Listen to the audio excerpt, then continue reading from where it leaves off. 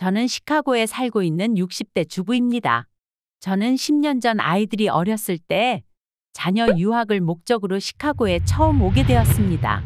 당시 시카고에서의 생활 만족도가 너무 높아서 2014년에 집을 구입했고 몇 년 후 영주권도 신청해서 재작년에 그린카드를 받았답니다. 처음 시카고에 왔을 때는 방문으로 왔다 갔다 할 수밖에 없는 상황이었기에 집을 구입할 때 직접 관리하지 않아도 되는 타운하우스를 선택했습니다.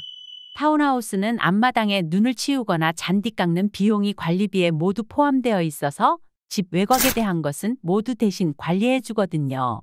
관리비는 10년 전에는 월 200불 조금 넘게 냈었는데 최근에는 월 350불 정도 내고 있었죠. 전기세와 가스비는 별도인데 겨울에 추운 시카고에서는 난방을 가스로 사용하기에 저는 200불 정도 가스비를 내고 전기세는 100불 정도 내고 있답니다. 저는 10년 전에 28만 불에 구입했던 집 방 3개로 약 40평 정도 되는 집을 이번에 40만 불에 팔았습니다.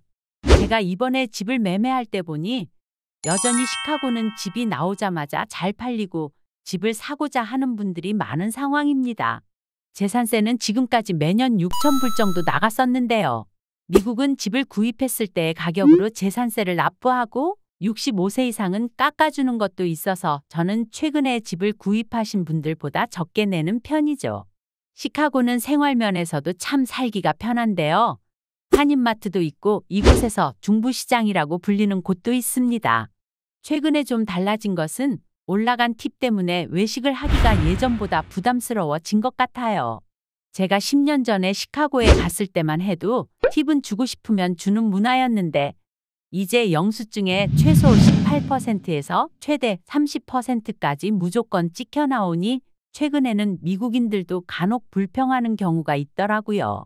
그럼 이런 모든 생활비는 어떻게 벌까 싶은데 저 같은 경우는 한국에서 받고 있는 소득이 아직 있어서 크게 부담이 없는데요. 시카고는 제가 보기에는 비즈니스를 하기에 활발한 지역은 아직 아닌 것 같습니다.